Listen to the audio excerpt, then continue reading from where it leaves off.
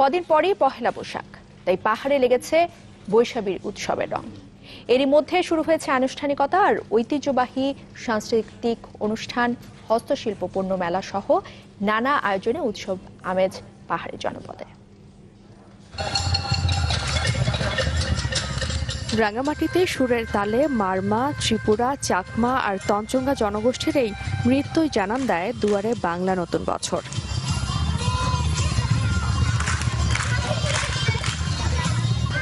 পুরনো বছরের বিদায় আর বর্ষবরণের এই ক্ষণে বরাবরই রঙিন হয়ে ওঠে পাহাড়ি জনপদ। এবারও ব্যতিক্রম নয়। বিভিন্ন জাতিগোষ্ঠীর উৎসব বৈশাখীর রং এখন গোটা পার্বত্য চট্টগ্রামে।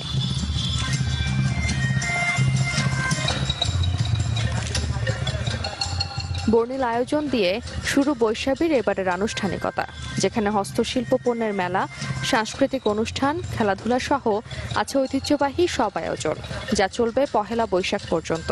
এর মধ্যে থাকবে ঘর সাজানো, নদীতে ফুল ভাসানো আর জলকেলিও। 3 দিন বিজু থাকে, ফুল বিজু, মূল বিজু, তারপর নতুন বছর। সবাই একটা ভালো দিনের প্রত্যাশা নিয়ে কিন্তু বিজুটা শুরু করে। সকলকে সাদর আমন্ত্রণ জানাচ্ছি আমাদের পার্বত্য চট্টগ্রামে এসে বিজু উদযাপন করার জন্য।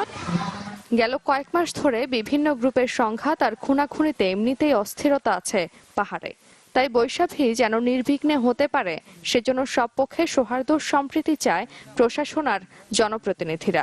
পুরা রাঙ্গামাটি জেলায় সম্পূর্ণ শান্তি শৃঙ্খলার মাধ্যমে এই অনুষ্ঠানগুলো পালন করতে চাই। উপজাতি বলেন, বাঙালি বলেন, সকলে মিলেমিশে এই সমস্ত সংস্কৃতি ধরে রাখবে। অসাম্প্রদায়িক চিন্তার প্রতিফলন ঘটুক এই বৈশাখী উৎসবে। পার্বত্য চট্টগ্রামে যারা অশান্তি সৃষ্টি করতে চায়, যারা নৈরাজ্য সৃষ্টি করতে চায়, তাদের বিরুদ্ধে ঐক্যবদ্ধভাবে সামাজিক প্রতিরোধ গড়ে তুলবে।